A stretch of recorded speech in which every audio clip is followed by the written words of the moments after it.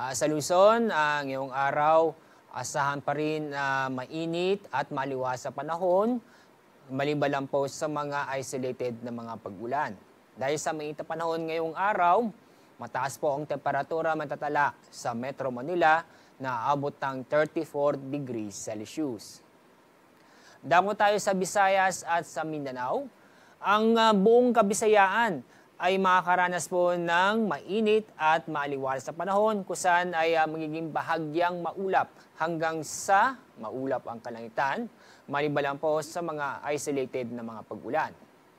May mga ilang lugar po sa Mindanao na makakaranas ng mga kalat-kalat na pag-ulan at thunderstorm.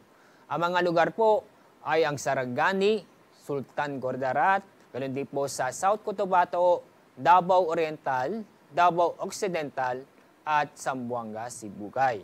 Samantala, itong nalabi pong bahaging Mindanao, inyong makikita, fair weather condition po tayo kung saan ay mainit na panahon, maliban lang po sa mga isolated na pag-ulan.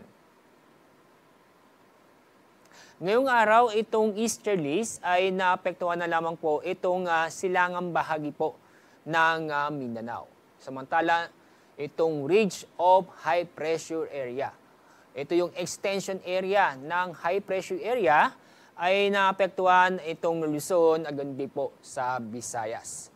Ang ridge of high pressure area ay nagdadala ito ng maganda at na maliwalas sa panahon o mainit na panahon, maliban lang po sa mga isolated na mga pag-ulan. Bukas, araw ng Biyernes, at sa araw ng Sabado, itong ridge of high pressure area ay magpapatuloy po ang epekto nito sa Luzon at Visayas. Samantala, itong easterlies, ng kusan ay magdadala pa rin ito ng mga kalat-kalat na pag-ulan at thunderstorm bukas sa Zamboanga Peninsula at ganoon din po sa may Soc-Sargent.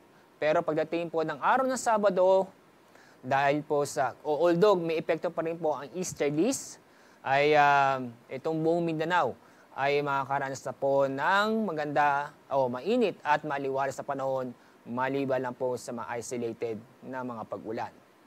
Ngayon, Biyernes at Sabado, wala po tayo nakikita na mabubuong low pressure area o bagyo na maaaring pumasok sa ating Philippine Area of Responsibility.